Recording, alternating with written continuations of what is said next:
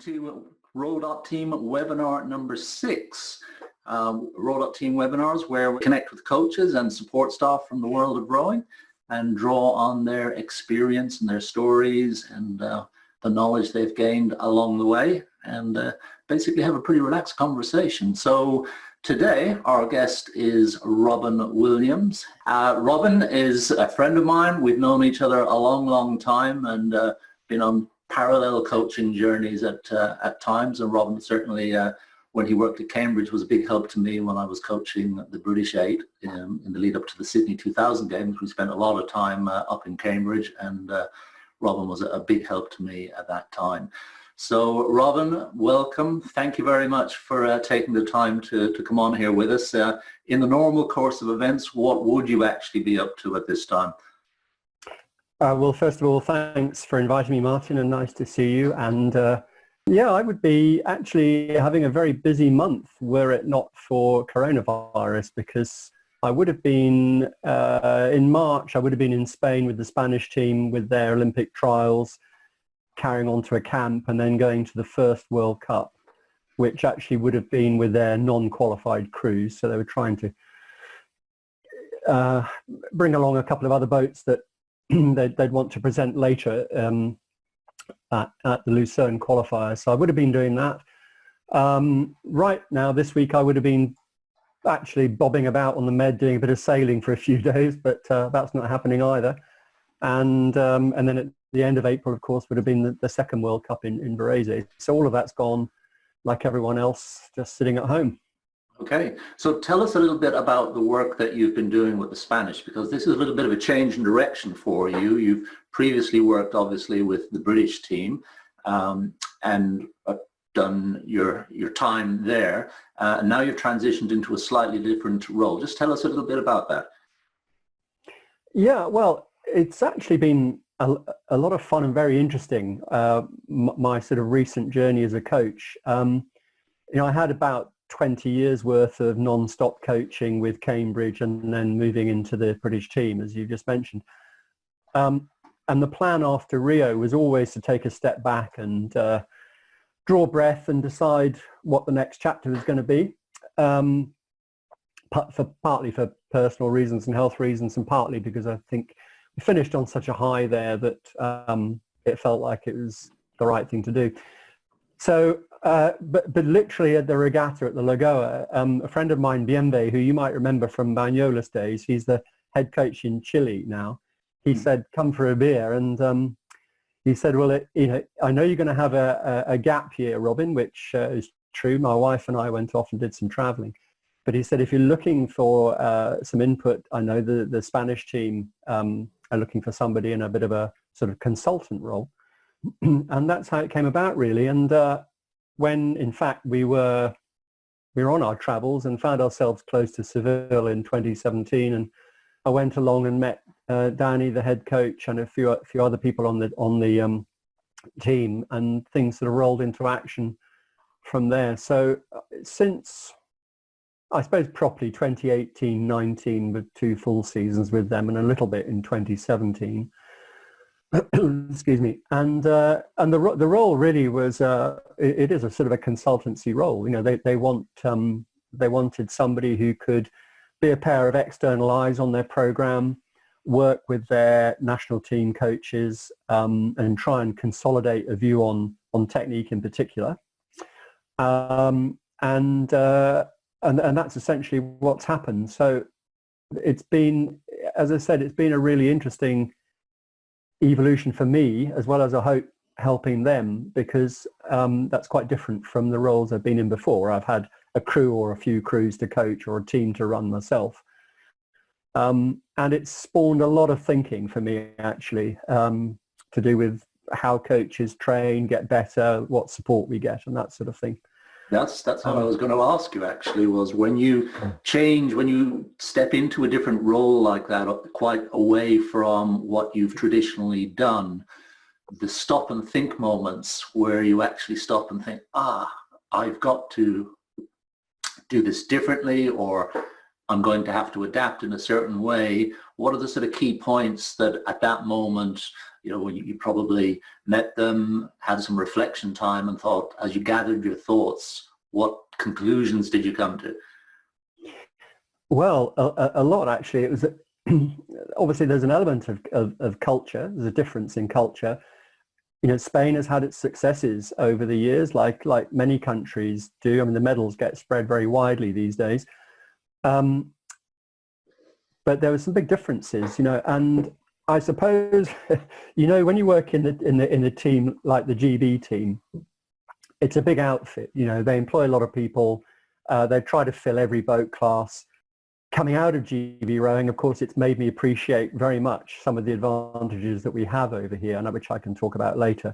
One of the things about Spain is that the rowing base is not very big. There aren't that many people doing the sport. So recruitment and establishing a pathway is a big challenge for them. Kayaking, for instance, is very big in Spain. If you go to Seville or Banyoles, you'll get mown down by hundreds of K1s, out there doing their training, and they pick up medals in kayaking. Rowing is probably the poor cousin to sprint kayaking over there. I think funding is another issue. Interestingly, in Spain, actually, La Liga, which is the football league, subsidizes and funds, I think it's something like 70 sports in Spain. They don't have a national lottery funding like UK has. They wouldn't have the same budgets that the bigger teams like Australia, GB, New Zealand, Germany would have. But they've got their sponsors, they've got their support from La Liga, and it feels very sort of warm. I don't mean that in a weak way. I mean that people really get on. That there's a sense of camaraderie. It's a much smaller team, of course. I mean, we've got 3 boats qualified for Tokyo for next year currently, which is for them a 50% increase on Rio. So it's a smaller outfit. So there are differences like that, and I think technically we had to do a lot of groundwork actually initially, because I couldn't, well, if I'm brutally honest, I couldn't really make sense of what they were trying to do in the boat, other than, put a lot of effort in and produce rate. So we went back to some basics, and I worked with the coaches, probably half a dozen or 8 coaches there over time, trying to just talk through why we think about rowing the way we think about it. And for me, I've always been fascinated by the technique of moving a rowing boat, and I have a little bit of input on the training program there, but essentially Danny produces that and does a good job. So it's a little bit of guidance, a little bit of mentoring, a little bit of I do some crew coaching as well.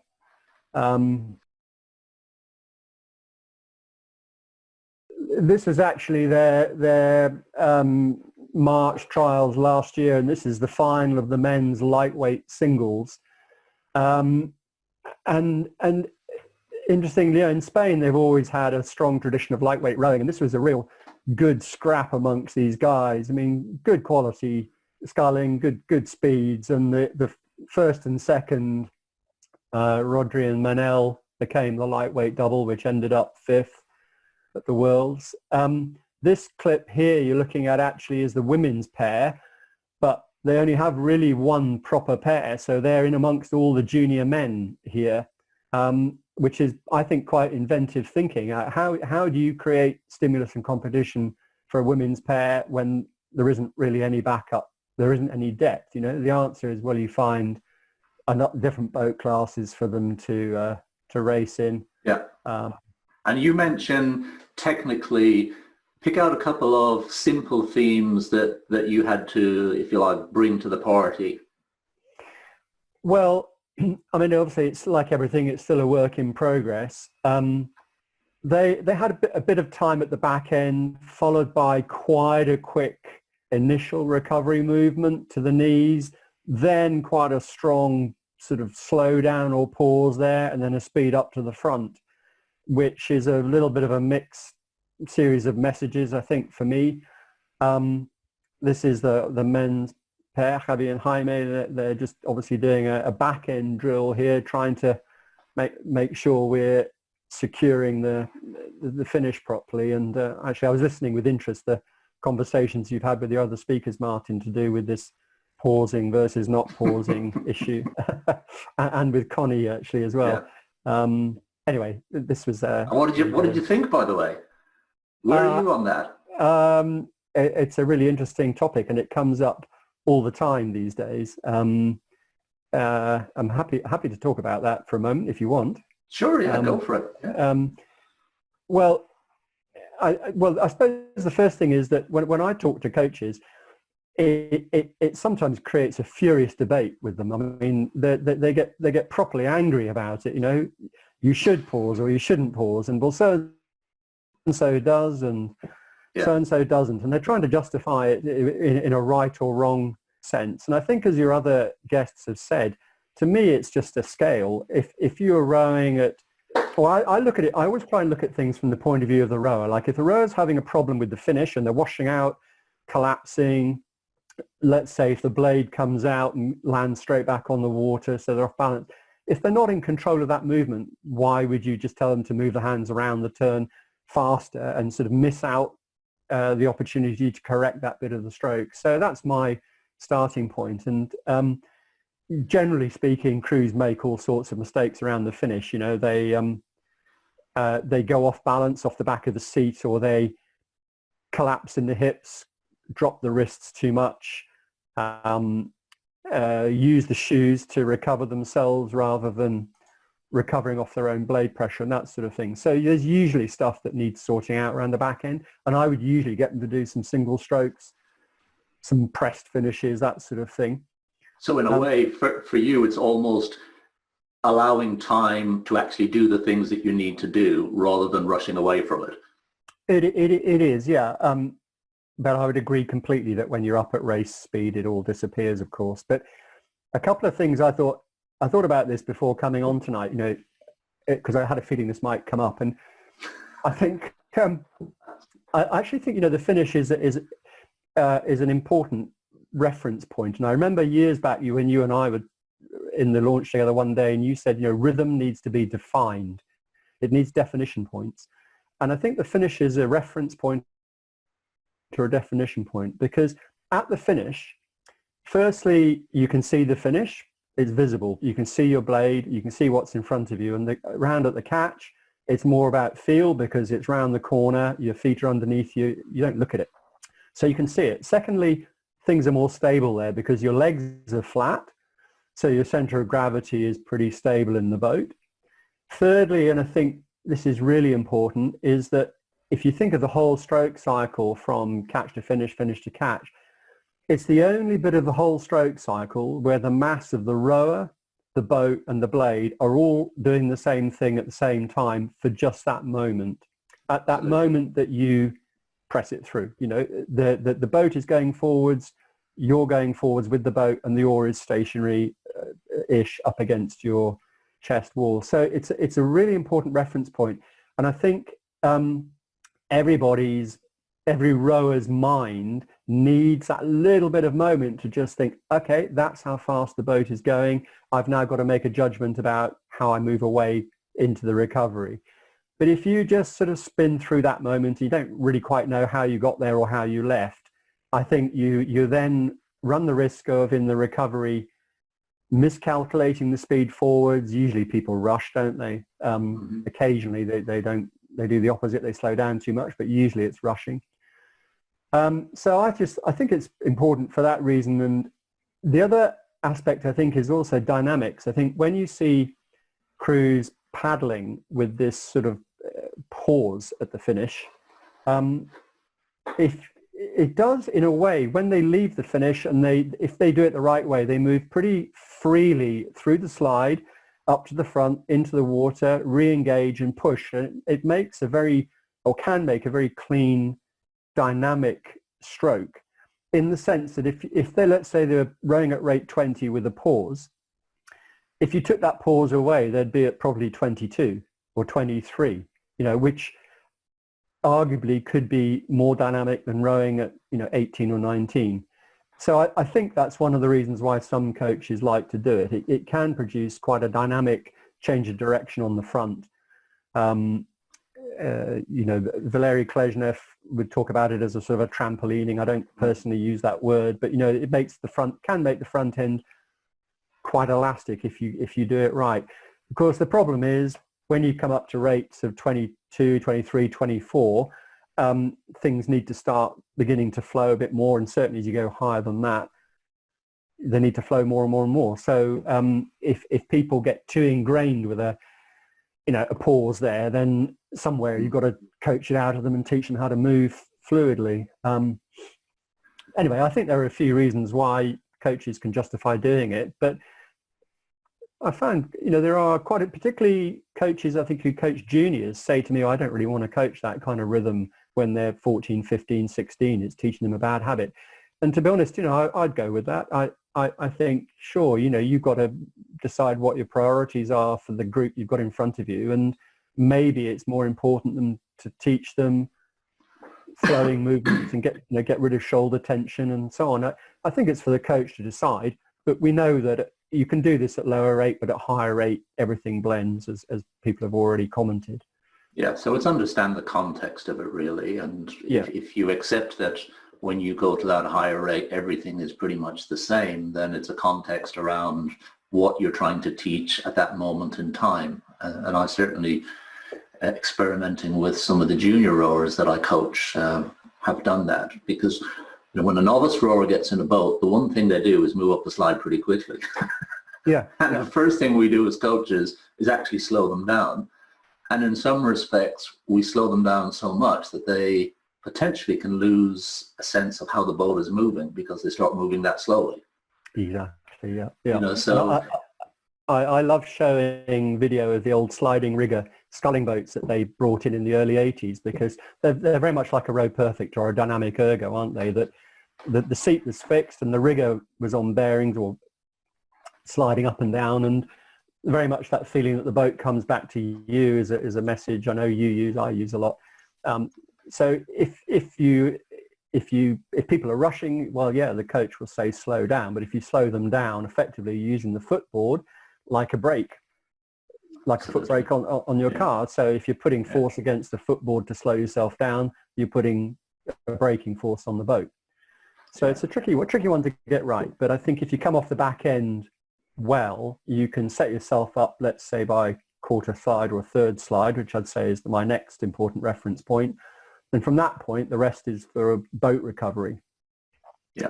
Here's a controversial way of looking at it then, that really your recovery speed should only be limited by the skill that you actually have to put the oar in the water and change direction at the front end.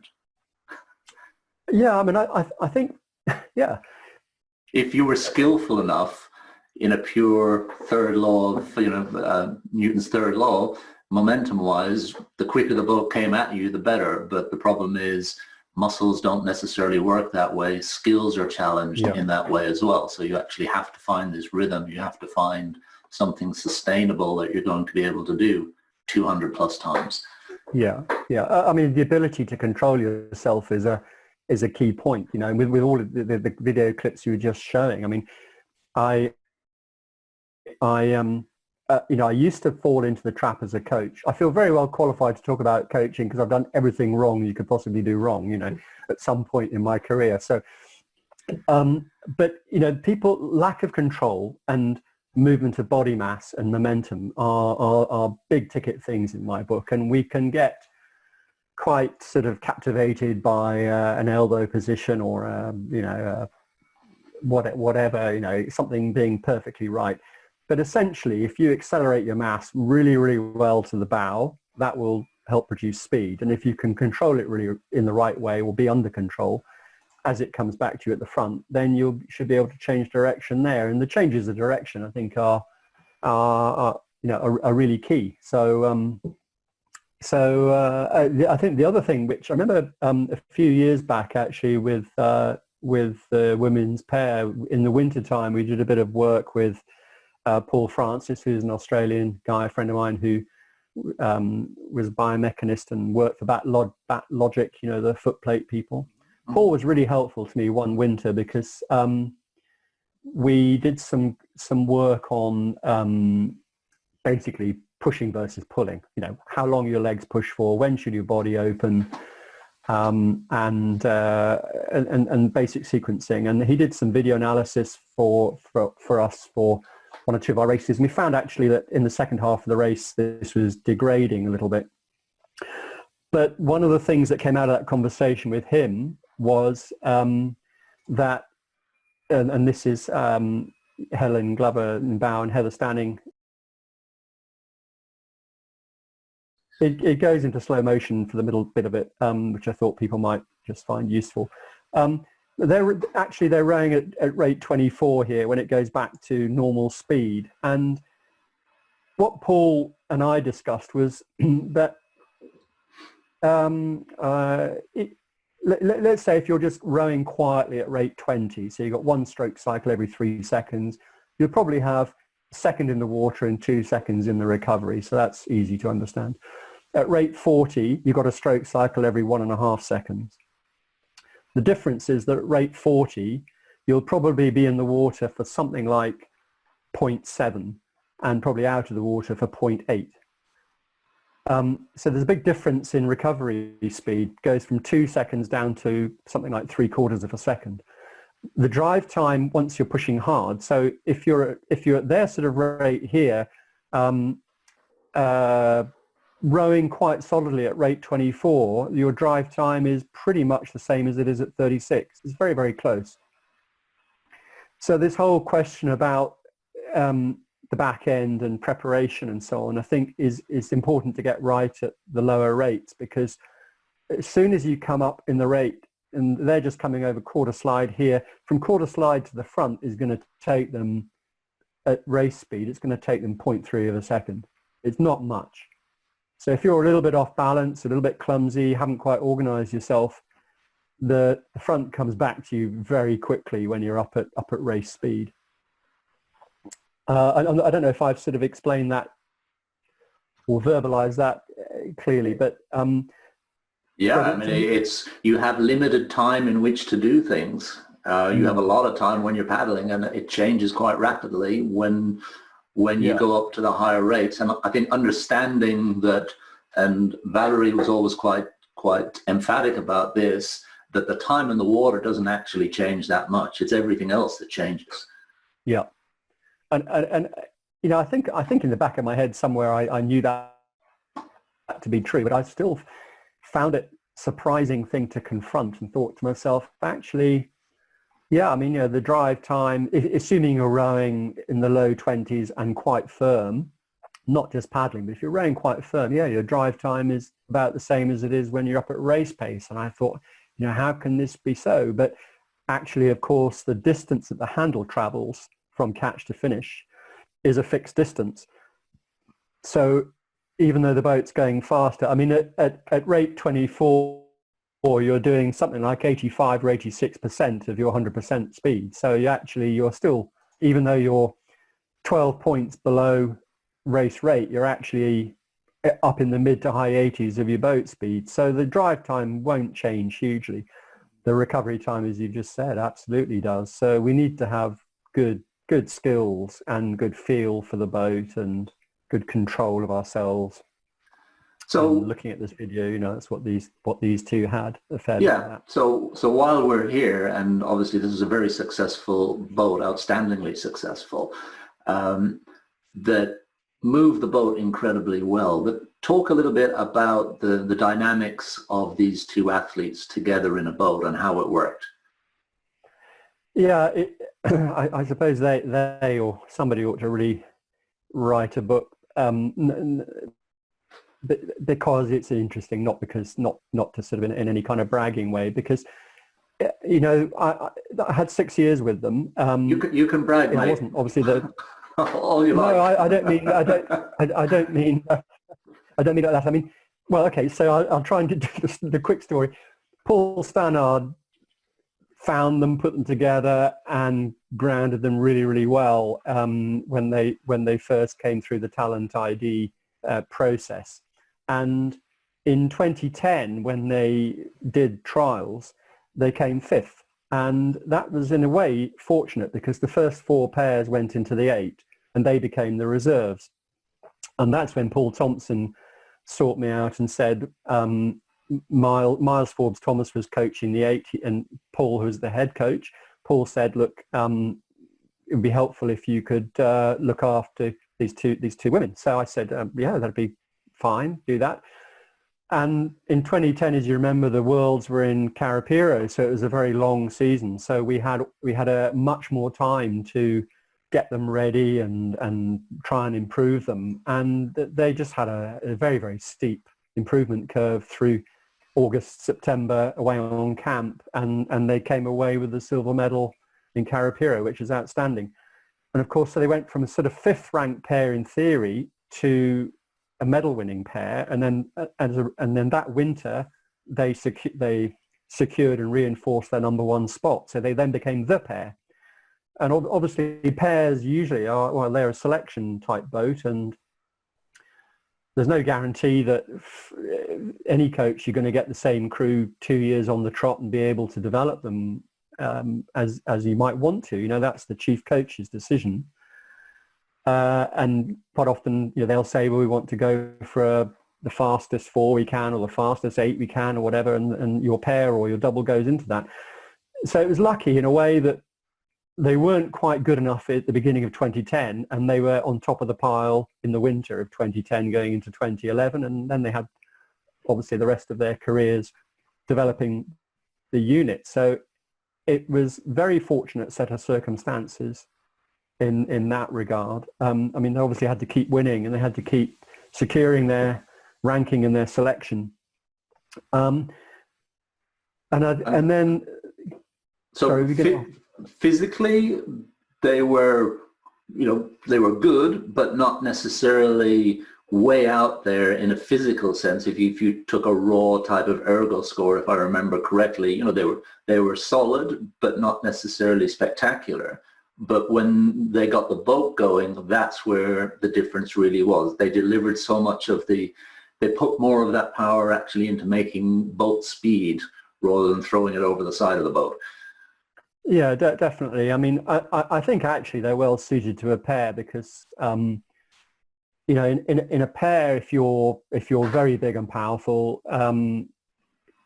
you've got to be extremely agile and accurate so that your weight isn't a penalty. I think Steve Redgrave and Matthew Pinsent were exceptional because they were 105 kilos apiece and were world and Olympic champions. And, so Helen and Heather had maybe a slight advantage in being middleweights. They both were under 70 kilos in 2015-16, so they're giving away 10 kilos or so.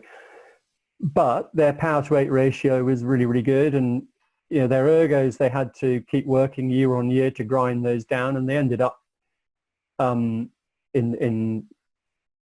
sort of, mid 640s, let's say, which for their weight is extremely good. Yeah.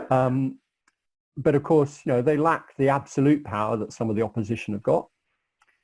They were both good. They were both good runners, actually, and I think they were in the over sort of 1500 meter running. They were as teenagers, in late in their late teens. They were in the sort of 4-minute 40 range running. So that gives you an idea of their athletic ability. Yeah. There's, just looking at this in slow motion here, there's great length out at the front of the stroke. In the stroke seat, she's right out there.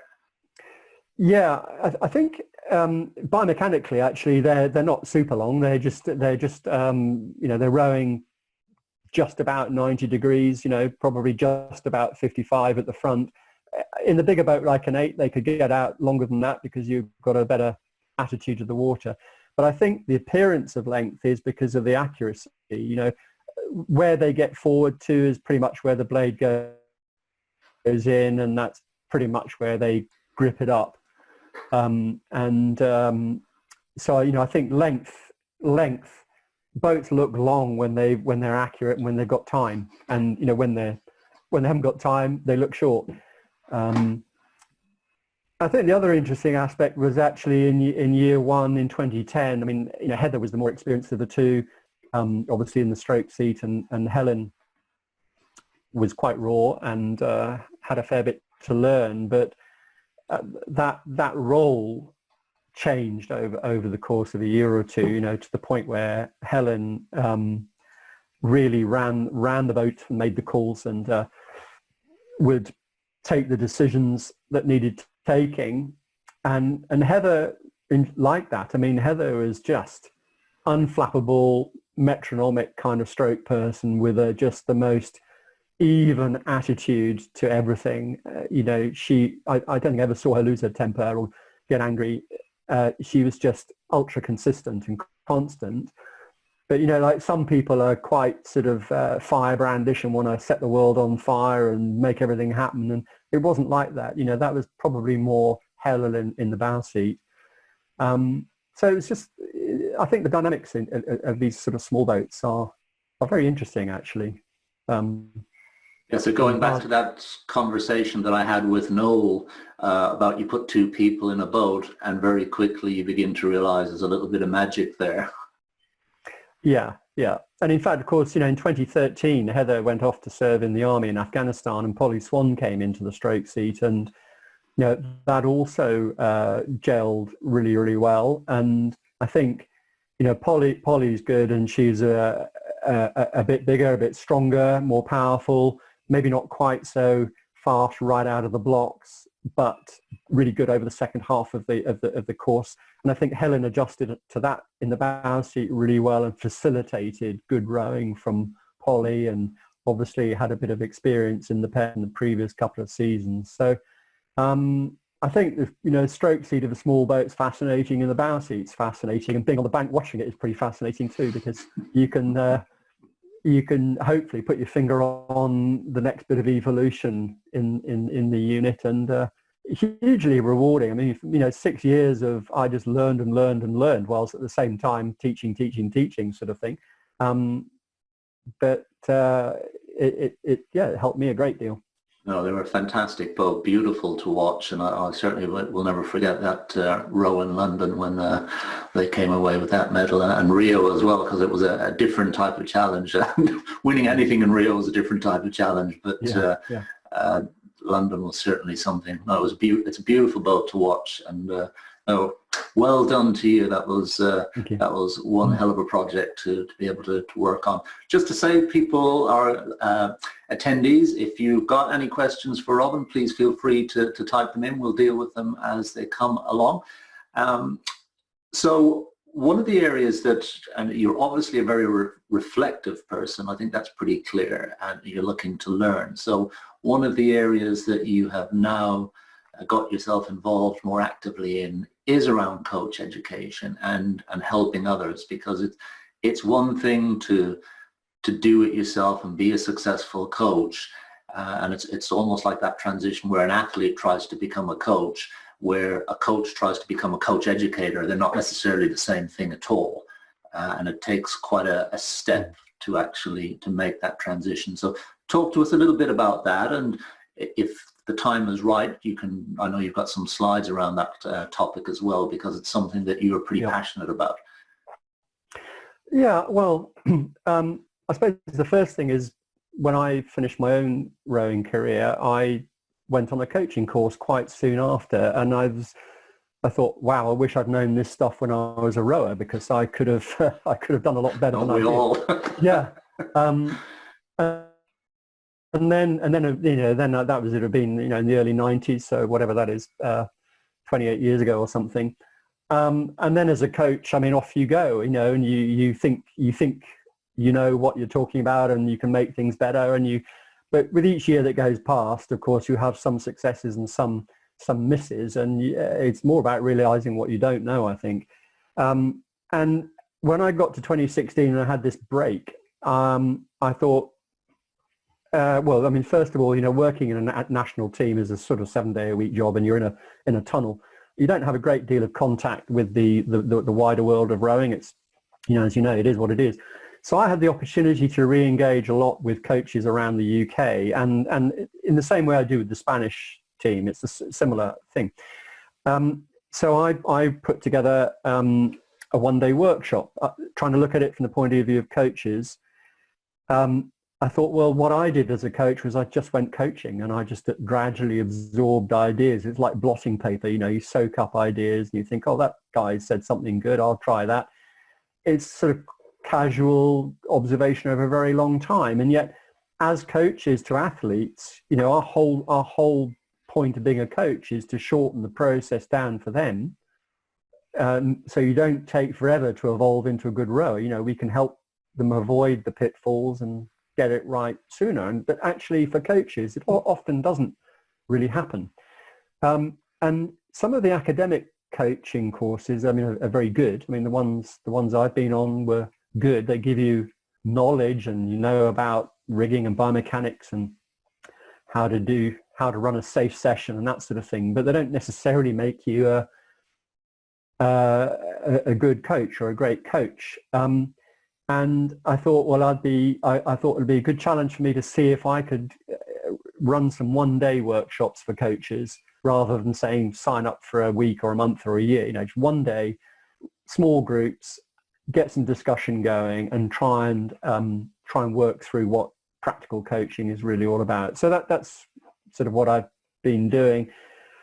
And I've run 30 of them. It's about 300 coaches who've attended, and I felt originally quite sort of pleased with myself about that.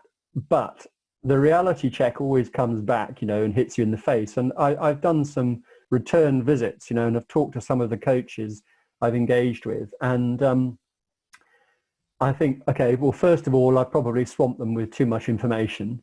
I wanted to give them the whole, chapter and verse of everything that I've learned with GB rowing and with Cambridge, and let's give it all out there. It's just too much. The subject, you can make it too complicated.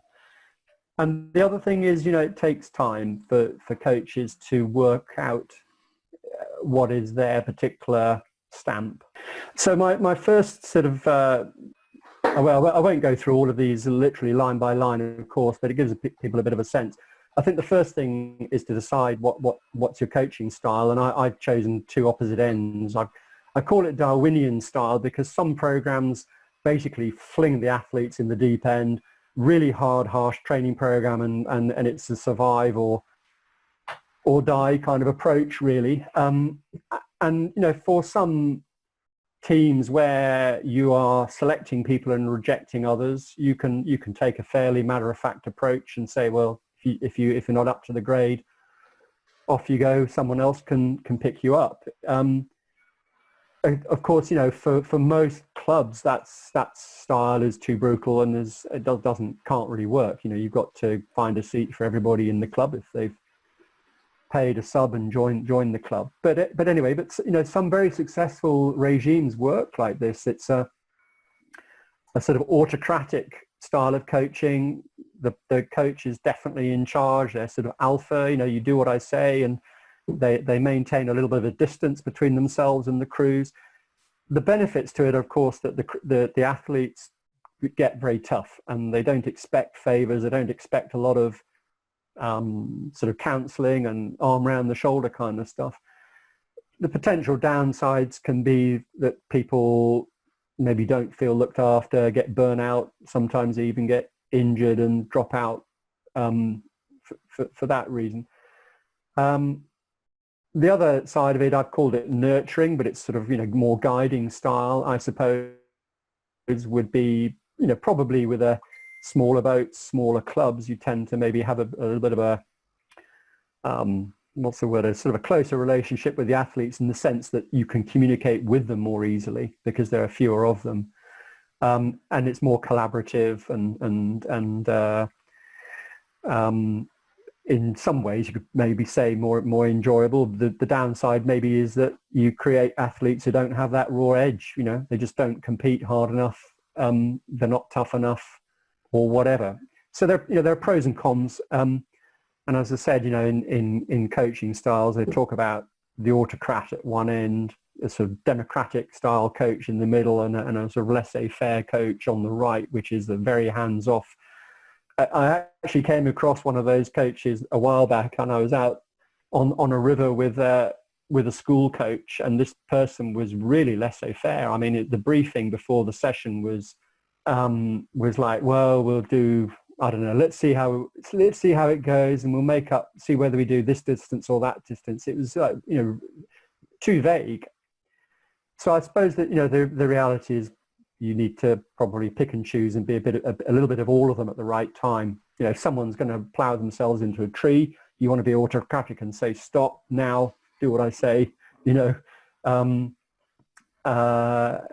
that's sort of one of the aspects I do to try and get coaches thinking about how am I going to start off. So, do you want to go to the next slide? Sure, yeah. And I notice a question here from Andy with regard to coaching styles. Could there be a third style of asking and supporting the athlete to learn by making more of their own decisions? Yeah, definitely. I mean, as I said, these are two sort of opposite ends of the spectrum I've chosen there. So there's everything in between. There's everything in between, yeah. But I mean, I'm sure we can all think of some individual people that we know who are down that autocratic end, and probably some at the other end. But actually, they're not mutually exclusive in what they're looking for, because I think even a coach who's more of a guider, more of a sort of supporting kind of coach, who will try and understand maybe problems that an athlete's having academically or at home or whatever. At the end of the day, we still want to win races. So people need to learn how to train hard. They need to learn how to, original learning, original thinking is important. So if we are too much of a guiding sort of coach, that runs the risk that we might create a dependency in the athlete. So they simply rely on us for everything, and they never really learn to do it for themselves. Of course, the autocratic coach it's stand on your own 2 feet from day one. So I think the message really is that you have to sort of work out, firstly, a little bit what your natural personality is as a coach. I would say I'm not a kind of in-your-face autocratic kind of coach. I'm probably more democratic, but at times I've had to make myself more autocratic. So I think knowing your own personality is where you have to start with, and then I think you have to sort of work a little bit on your coaching persona. And I'm just not sure that all coaches really think about this stuff. I mean, clearly better ones do, and it would come a bit with experience. But if you're say, even as a parent, you have to be, one day you might have to be a bit tougher, decisive, and this is what we're doing today. Another day it might be the much softer touch. And teaching, parenting, coaching, they all operate on these sorts of scales. But I think some coaches sort of get into coaching because there's nobody else to do it, or someone said, oh, can you come down and come out with us, keep an eye on us, and they sort of drift into it. And I think if they actually realize, even that sort of coach is vitally important, because if that coach has got a young athlete, I've got a video I'd sometimes show with Fran Horton, who's a 5 times Olympic athlete, world champion and multiple medalist. And she talks about when she was 9 years old starting sculling and how much fun she had with her coach at school. And she talks about it like it was yesterday. And they weren't doing anything serious. They were just mucking around, having fun and trying to make a boat go half well. So even the coaches at the very, very entry level have, I think, to really take on board that they've got influence, and the more they can learn about themselves, the more they'll be able to unlock the learning in their athletes. Yeah, I really liked Stephen Covey's Habits of Successful People, the 7 Habits, and one is to begin with the end in mind. And for me as a coach, it's always been that people, first of all, enjoy it. Yeah. And they learn something about themselves on the journey. When you work at an international level, there's that extra expectation around a degree of success, but actually, if people don't enjoy it and don't learn something about themselves, I think they come out the other end and could potentially have wasted a large amount of their life. But the second part that sort of feeds into that, and just to segue back to what you've just said, is when they go out to race, they're racing by themselves. Yeah. You know, there's nothing you as a coach can do about it. So for me, it's always been about trying to equip them to be completely independent because there's nothing I can do about it anyway. You know, once they go out there, they either know how to do it and respond and react and deal with all the situations and so on. Even if I'm looking at them and thinking I know the answer to that, that's pointless. Exactly. Yeah, I always say that, you know, the coach's job is to make yourself redundant at the end of the process. Not literally, hopefully, but I think another aspect of it is that when we get into coaching is we coach, I guess, based on our own personality and our own journey through. So for me, I rode in the amateur days of rowing where there were a lot of chopping and changing, a lot of inconsistent training programs and selection decisions and so on. And, you know, so part of my coaching sort of ethos has always been I want to be fair. And sometimes I've tried to be too fair. And I remember in a January camp with Cambridge and Banyoles, you know, we were doing more and more seat racing to try and cross the T's and dot the I's and make sure everything was transparent and fair. And the guys were just getting fed up, and in the end, the president, who was one of the rowers, you know, came to me and just said, "Look, Robin, we respect you. You can make your decisions, and we'll go with what you think." And that taught me a big lesson. You know, I had a bit of a lump in my throat because I thought, "Oh, heck, I've sort of really got this wrong." But actually, I was grateful for the freedom to think, I need, you know, a coach needs to be able to use your opinion sometimes, and you can't get evidence on every single thing.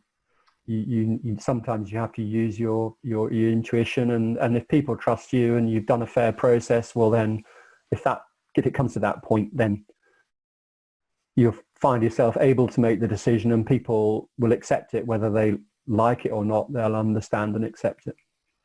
Yeah, and I think if everything has been pretty transparent through the whole training, through the environment, people see if it's the right decision or not. So they're then comfortable.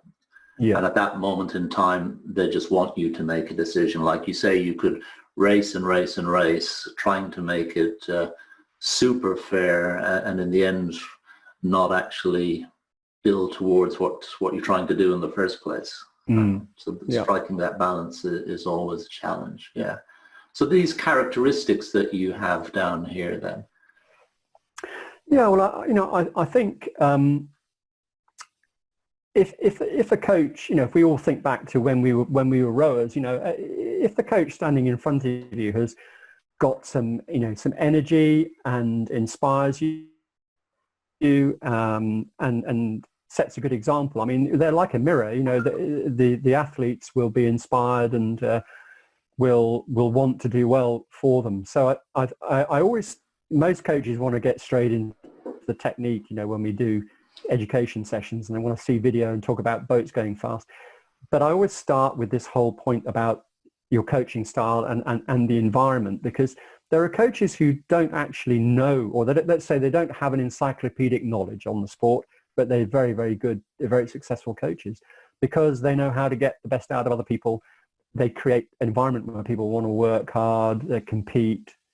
You know, the lovely documentary they made about Harry Parker before he died, you know, I think it's on the internet. You know, that's a good one to look at. And he talks about, or they talk about, you know, the environment that he set up at Harvard there. I was talking to one of the coaches at a leading university in the UK, let's say, which is currently running a fantastically successful program. And I said, how many minutes a week of technical coaching do you think an individual athlete would get?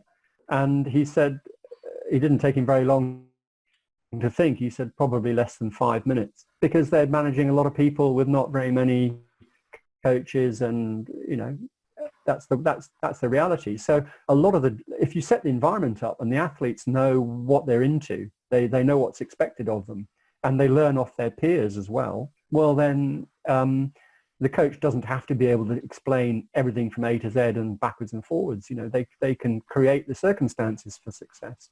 Yeah.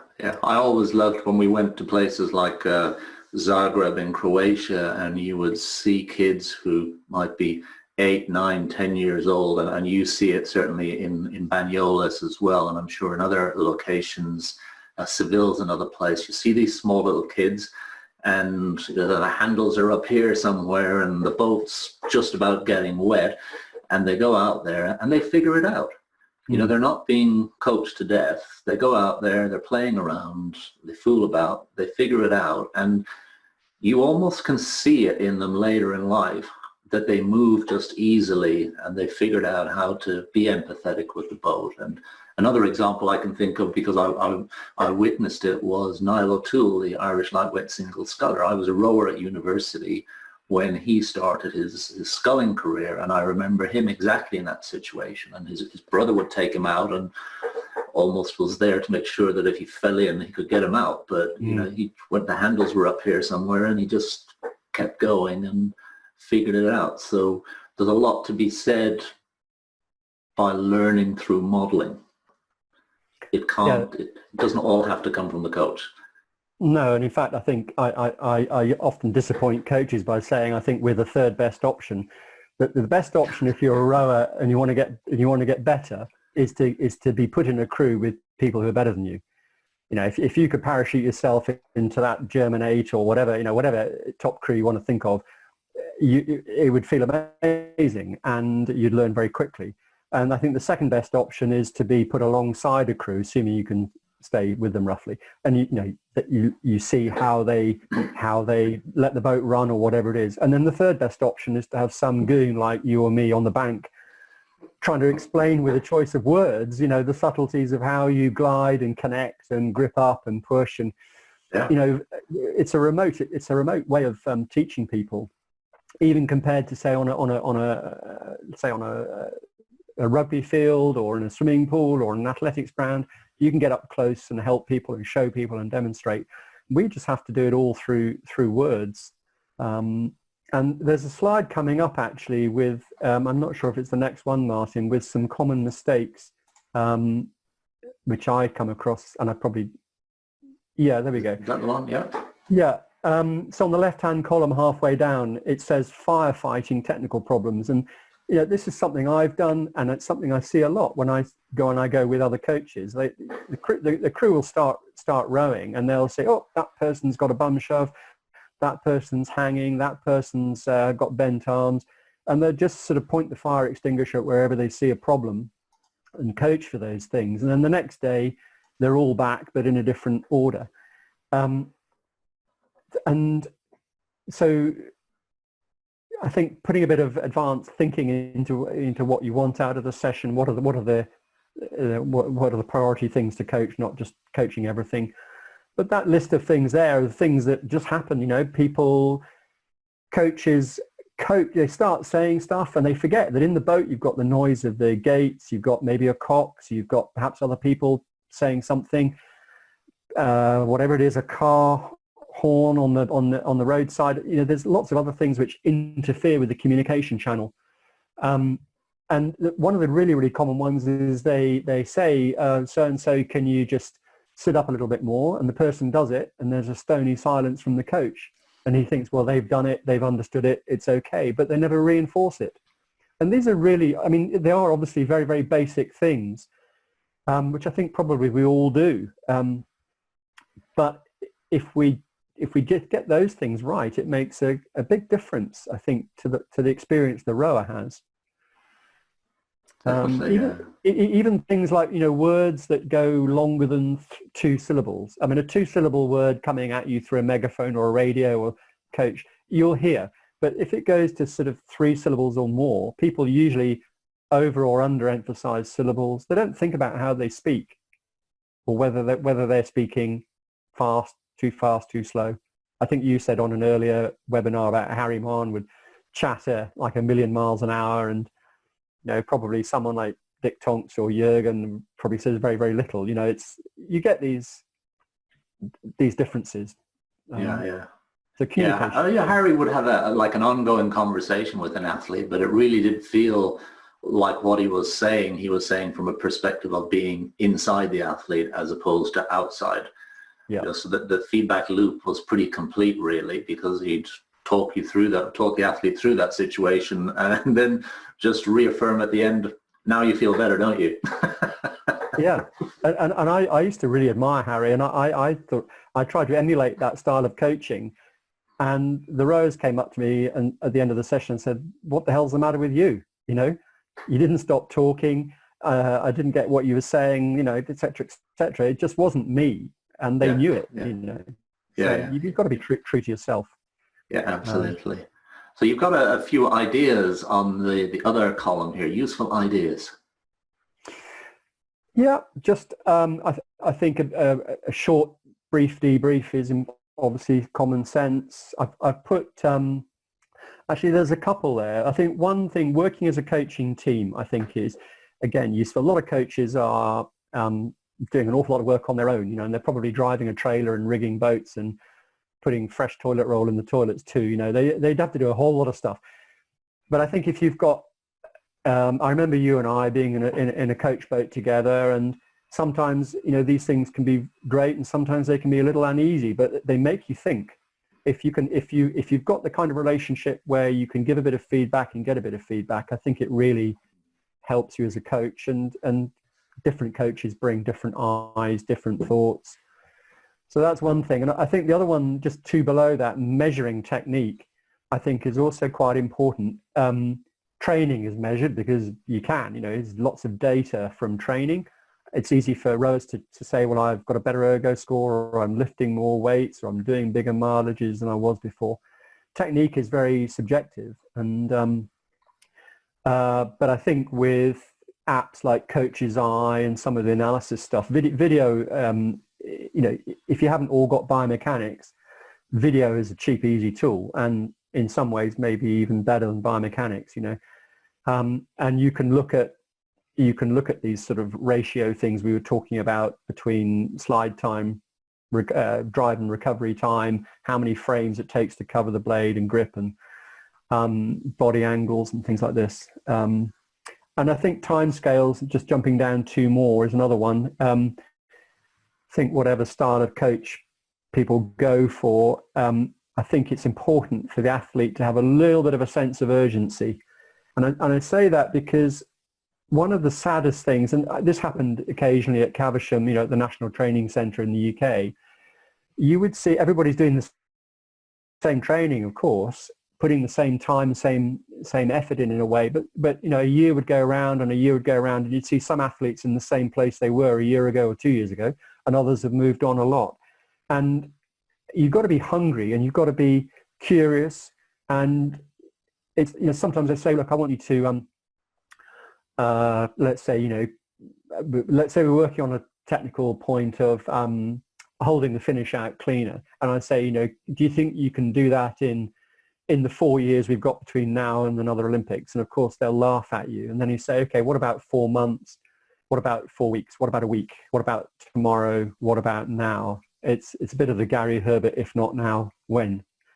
Yeah, it's basically get on and do it with a bit of urgency, and put a bit of pressure on yourself, and you know, the coach sometimes need to apply that pressure, because it doesn't just happen, you know. They've got to go and discover it and figure it out.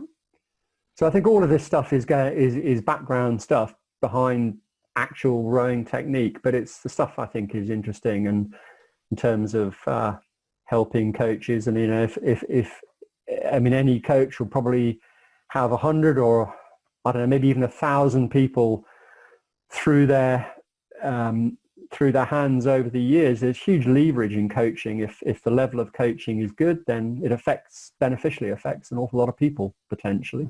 Yeah, I'm going to ask you a quick question here, because it's come in from Justin, who attends most of these webinars, Yep. and is interested. He's a coach in the US. Since there are no coaching launches at the moment to hop into, and other than actually spending your time looking at people like you and me on webinars like this, what other books or articles or things have you found inspirational over the years? You know, with some time on our hands now, okay, you can do things like this, you can read around the topic, but are there any, if you like, seminal works that you go, yes, that really did something for me? Yeah, I think there's a few.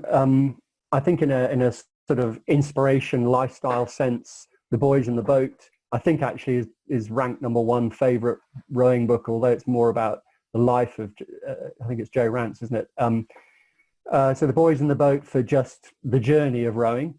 I was enthralled by the story of the Orson foursome in the 90s, so that book is great.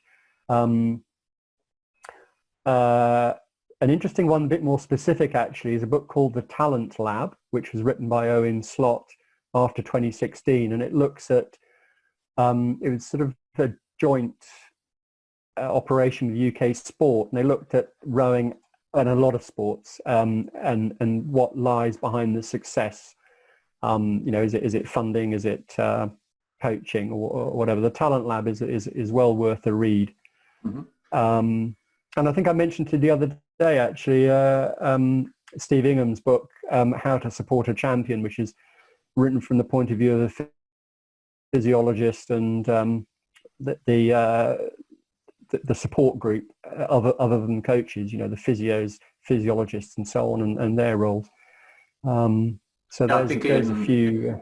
In Steve's one, it's specifically that as a support person, but when you read it even as a coach, it makes you think about, am I adding the value that I should be adding? Yeah, definitely. Yeah. And it makes you question yourself a little bit. So there's a few for you, Justin, that you can try for. I think I've probably read most rowing books that come out at one time or another, going right back to what was the one that was Assault on Lake Casitas. That was one of the earlier ones that I remember. Was that Brad Lewis? Was that right? That's right, yeah, Paul Enquist. Yeah. The thing that sticks with me about that book was them doing their shadow rowing, in front of a mirror on an ergo, but without actually doing any work, and just going through the movement patterns of their double scull. These are quite powerful images, and I think, probably in those days, we didn't have internet and all of the access to information that we have now, but it's sort of, I suppose it's old school, isn't it, what they did, but powerful, and it works. Well, and isn't that part of this, that you can go around, you can add layers on? And I was going to say to you, when you were talking about measuring technique, you and I were quite big fans of straws. Yeah. Nothing high tech about that. In fact, you even went further than me, that you used to put them on the back of the boat as well. You can never have enough straws, Martin. They don't work anymore now because they're made of paper, Yeah, true. Yeah. But that was a very simple example of something that you can use, and there's more high-tech versions around. But it's very simple. You either can roll the angle or you can't. And having something physical out over the side of the boat was an interesting way to. I used to have a lot of fun actually with Helen and Heather and the pair with stuff like this, because I was trying to teach them how to get the timing for the front end, and on one occasion, and I remember you're in the pair how you've got the so the decking ends when you come to the footwell, and then obviously you've got the I'm trying to do it on screen here. I've got the footboard here. Yeah. So the seat, when I thought, well, if I had a bell, and they could just as they were getting near the front, they could hear this ting, and that would be their, an oral cue to, you should be in the water now. But I couldn't, I wasn't techie enough to get a bell, but I bought some playing cards from the local shop on camp where we were.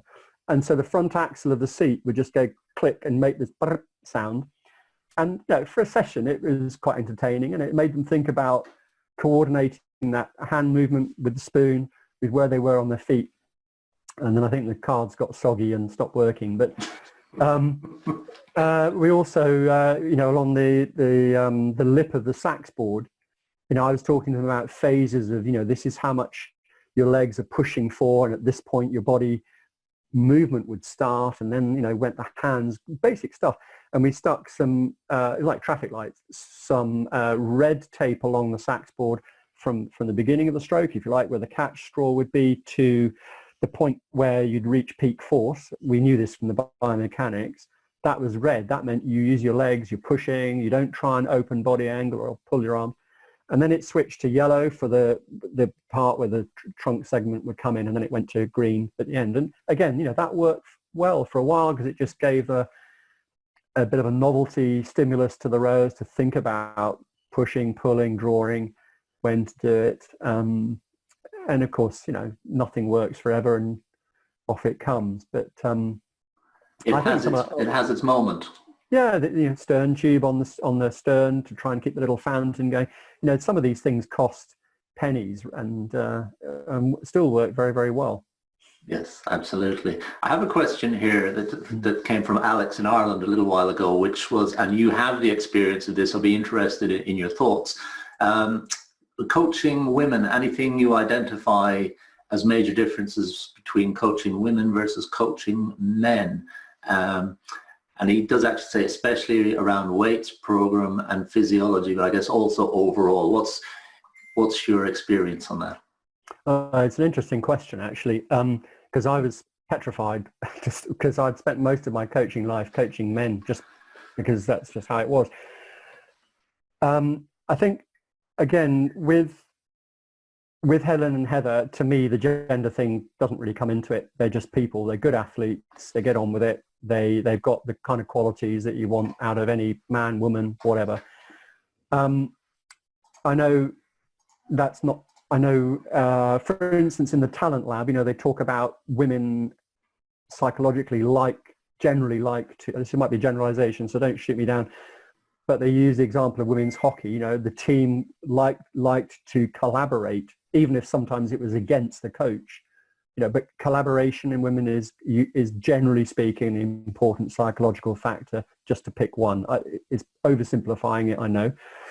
Physically, I think there is a difference because around the upper body, particularly sort of shoulder area, women carry less muscle mass than men. And so for in the pair, we had to make good use of the whole hip back extension and make sure as the arms were being drawn in that they hadn't let themselves sort of drop back in the boat and really lose their body weight connection. It needed to be a really well integrated stroke, and therefore they had a fair bit of lean back and rock over, perhaps compared to, say, taller men.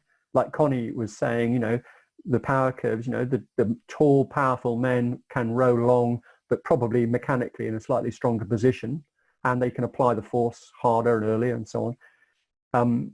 So there are some differences, but in terms of the strength training, I'm not, I don't know, it might be interesting to, we sort of handed that largely over to S&C staff over the years. I mean, coaches used to go along to the sessions, but the S&C staff at Bisham Abbey were brilliant and ran a very, very good strength program there. And, I think the women did as much as the men did, and obviously they wouldn't maybe lift absolutely as much, but they were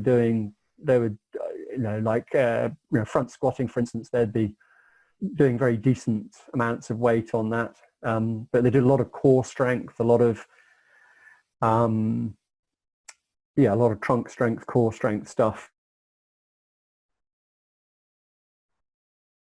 Can't transfer it through to the handle. Okay, fantastic.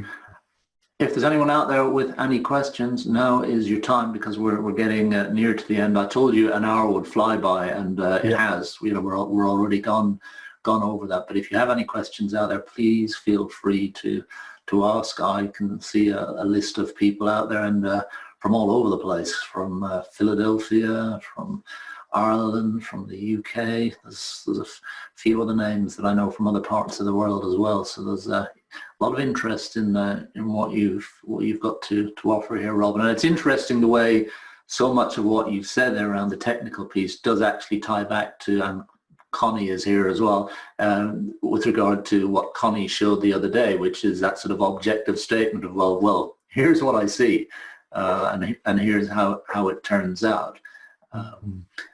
So constructing the program around those requirements, around the context of the athlete and the context of the event as well, because there's a little bit of a difference with a 5.5 minute 8 or a women's pair 6 and whatever it's going out to.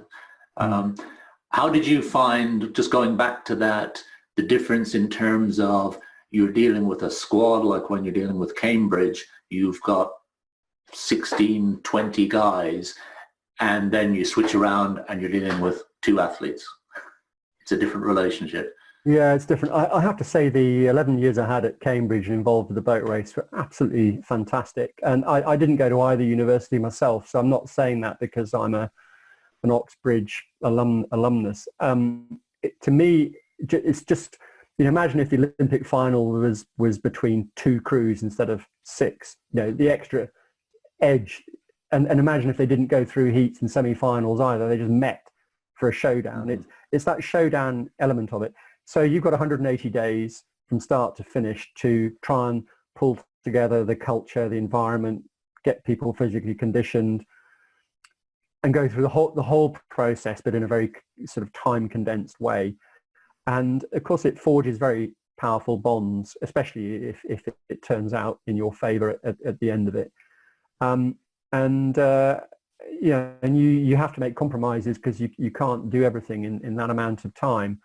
I think the contrast then with the Olympic program is in theory, you've got 4 years, which means really from a coach's point of view, you haven't got any excuses. You can't say, well, I was short of time or resource, because in theory you have both. And I say in theory because actually you might not have the same crew for 4 years, or you have other problems. But in the case of Helen and Heather, we started in 2010, went really well in 2012, and then had 2013 with Polly, and then 14, 15, 16 with Helen and Heather. So it was an evolution, and the thing I think that made it enjoyable for me was that, firstly, actually, you don't just coach those 2. I usually had 3 or 4 pairs, or a group of 8 or so women in the winter time, because it's just a squad.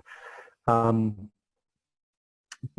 when we got to the point in the season from sort of, I suppose, about now onwards, where you more or less just have them to look after, just as people, they are fun. I never got bored watching them row, and I never got bored being with them training, or even in a sort of social sense. I don't think coaches and athletes tend to socialize much, and probably you need to have your professional distance.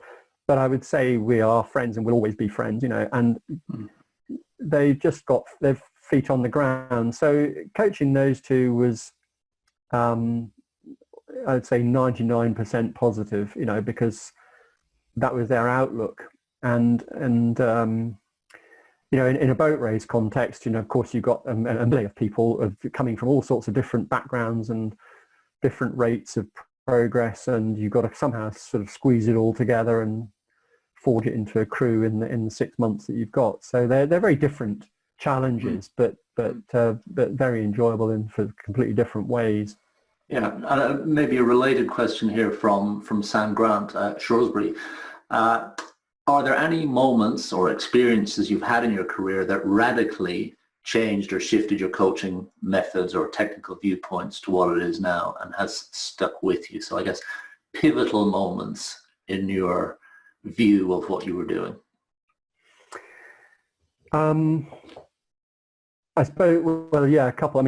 As a rower, I had one year when I'd been rowing internationally for 7 or 8 years, and sort of figured I knew what I was looking for in a boat. And then I rowed in a Cox's 4 with a guy called Mike Dizerins, who you might remember, who is no longer with us. But that was an absolute light bulb moment for me rowing in that 4, because it moved so willingly.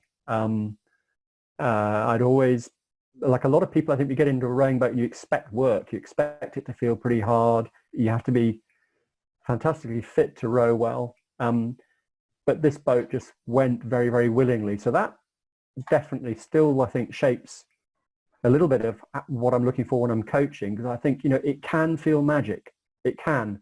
And I know when you look at videos of crews winning gold medals, these races, sometimes it's fantastically inspiring, and sometimes I think, gosh, they're winning, but ... if only, aesthetically I know aesthetics don't win races, you know, but to me it should be magic. And I think I like crew to go fast, be fast, and look red hot. You know, they're the ones that we really admire the most. Interestingly, a sort of a slightly negative one, I suppose, would be actually with the Spanish men's four a couple of years ago. You know, I thought we'd put some really decent coaching into them for a period of time because they were not qualified and needed to start doing well in races. And we went to Belgrade and they came last. And, you know, I think this is the nature of coaching, is that you can never assume that you've got it fixed, or you know the whole thing. You know, we gave them the best honest coaching with the right ideas, the right themes. Off we went to race, and it sort of fell at the last fence, you know, and I felt deflated by that, as they did. But it makes you think hard, you know, because there are different ingredients that make boats go fast, and clearly we'd missed something that we couldn't help them with, you know, that was going on, that just didn't function. So and I suppose you get the odd boat which you say, well, that's a highlight point. I'm going to try and remember everything that went into that, because if I can, you know, utilize that again for someone else, that'd be great. But I mean, but repetition doesn't work either. I mean, just that what worked with you know, with say Helen and Heather wouldn't necessarily work in exactly the same way if you just try and repeat. It's not a formula thing, is it? I mean, we're dealing with people. Yeah, you have to be able to make decisions and learn on the fly as you go along to read the situation correctly, for sure. Yeah, and I can certainly empathize with that concept of getting a boat to a race and then it doesn't turn out in any way, shape or form the way you thought it was going to. I've had one of those experiences that you know, still to this day go, what else should I have done? That it just keeps you reflecting on that. A question from David Squirrel, who is in a university environment. How do you help athletes transition from small boats to larger boats from a technical standpoint within the same season, especially when you have a more limited time with the athletes in a university program? And is there a balance for how long you would want to keep the athletes working in smaller boats versus a larger boat, given that the larger boat is often the focus? And in a way, this is perfectly lined up for a boat race type of answer.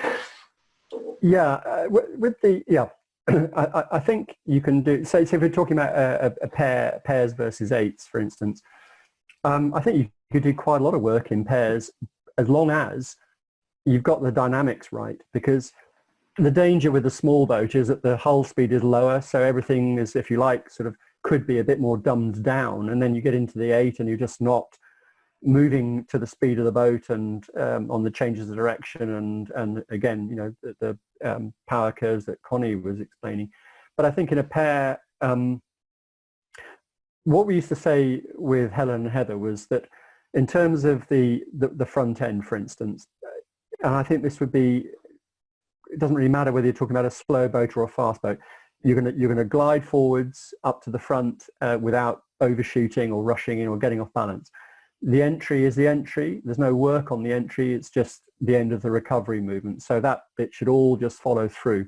And then there'll be that defining moment where the spoon is in the water, the handle is where it should be, and the footboard's under you. And if you can synchronize those 3 points, then you can take then that's the catch. So to my mind, the catch is really small. It takes a millimeter of movement, and it's like a clamp or a blink or a heartbeat. Like when you're on the start of a race, you sit forwards in the water. You don't sit forwards in the air. You're in the water. The guy says, attention, go. And in the instant it goes from red to green on the traffic light, everybody can connect up that chain. The difference between a smaller boat and a bigger boat is that the big boat will move off that point much, much faster than a small boat will. So do you see what I mean? I think the approach to the entry is relaxed with them all. You know, you're with the speed of the boat. The catch is you're just fixing the face of a spoon, and it's the same size spoon whether it's a pair or an 8. Generally, you know, you're fixing your point, and then it changes because the 8 will move off that point faster than a pair will do. So, but if you're training in a pair with that in mind, your connection speed is is going to be good enough in the 8. You've then obviously got to propel an 8. You've got to do the physical work. And I think there are differences down the bow end of an 8. You have to sometimes remind the bow pair. Typically, I like rowing in the bow end of an 8, but, their lactates sometimes are a bit lower. They've got to be fast and dynamic there. Yeah. In the stern, you can blow yourself up quite easily. You've got the weight of the cocks there, and, if the crew aren't right with you, you can be a bit isolated. So there are differences up and down the boat. Yeah. And just from memory, really the boats and how you, if you like, set up to go through that season, it's a little bit about the events as well. So, for example, at Cambridge, you might start a season, you're in fours quite a bit because you're working towards the fours head. You come out of the fours head, you start doing some pairs, but then you go out in the 8s at the weekend and so on. So you're constantly moving it around. So it's not as if you are, when you deal with a big squad like that, that you absolutely are spending a block of time in nothing other than a pair or a 4, even though an 8 might be your ultimate goal. That's my memory of that environment. Yeah, that's right. I think the only thing would be at the end of the process. So let's say it's 26 weeks long. The decision really was how many weeks in the final run up to the race would we spend in the 8? And I think probably in the region of 5 to 6 weeks. Maybe not longer than that, because within that 6-week period we'd usually have a couple of warm-up fixtures, so we'd go fortnightly, and then on the 6th weekend would be the boat race, and that's for those 8s, that seemed to be the sort of evolution where they were still kind of climbing the staircase without going over the top. I think the danger is if you put them in it too early, bearing in mind it's difficult to have enough training opposition because you picked your fastest 8 and there's nobody else around in the wilderness of the wilds of Ely. It's how you keep the competitive stimulus going there. So I think it's just picking the right number of weeks for that final run in, so that they're moving from target to target on an upward trajectory. But generally speaking, I would say sort of around 5 or 6 weeks seemed to be right in those days anyway. I think they still run it more or less on those lines now. Yeah, so there's a length of time beyond which you don't necessarily get any benefit, or you risk it potentially getting a little bit stale. So having that variety of pairs or 4s, and I know, for example, when we would, in a university program at Imperial, at the weekend, we would just row 8s because the river would be so busy, it would be pointless trying to row anything else. So yeah. The strategy actually got set by the environment. During the week, you would go out in pairs and 4s, and a little bit depending on the time of year and what you were trying to accomplish. But in the weekend, you just go out in the 8 because it was pointless doing anything else. And ultimately... Yeah, also, I think in designing the training program, if we wanted to put in some volume, bearing in mind that they've got studies and everything else in term time, we could bump up the mileage in the 8 and maybe put 2 8s alongside each other and that sort of thing. You can, sometimes we did it for training reasons, or we'd do side-by-side power strokes, stern 4s against stern 4s, bow 4s against bow 4s, that kind of thing. So sometimes you're using the 8s for those sorts of more competitive training sessions, but it could be in 4s as well. Yeah, some of the stuff, I think, hopefully some answers in there, David, for how you actually can vary it around, even though ultimately you may go to race in the 8 later on. Martin, I think just one final thing I would just say about that is that, because I think this is worth mentioning, with those students, I used to take the view, especially in sort of October to December, that if I put some pairs out, sometimes we put 10 pairs out, if people could row well in a pair and did well, that would definitely be a credit mark for them. If they did badly because they're just a bit raw, inexperienced and haven't done much pairs rowing, I never held that against them. But they would have to do well in a coxed or a coxless 4. I'd give them a different opportunity. So because pairs are quite tricky boats if you're not used to them. So that was the only caveat I would say about pairs, 4s, 8s progression. But if you're good in a pair, you're almost certainly going to be good in a 4 or an 8 as well. Yeah, and just going on from that a little bit further, so when you would do a lot of your final selection or a lot of the looking as such when you're on that camp in Banyoles in January, did that tend to be more than in fours or pairs at that point? Quite a lot in fours, I would say. We used to fill up the trailer with everything and just take everything along, but in practice, being a 2K lake, if you're all in pairs, people get split up. You don't want to wash people down. It's harder to coach. So there's some practical issues like that as well. Yeah, and I guess at that point you've got more sight of the ranking of your athletes and who's sitting where and how it's likely to turn out. So you're not back in that sort of September mode where they've just turned up and you're like, where do I start? Yeah, exactly. Yeah. Okay, cool. Robin, an hour and a half, man. So time flies by when you're enjoying yourself doing this stuff. Robin, thank you so much for your time. I'm sure everyone who's been looking in on this has got something out of it. And I look forward to catching up with you again when we escape from lockdown. Maybe you can sail the Pacific and come around this way or something. That'd be nice. Yeah.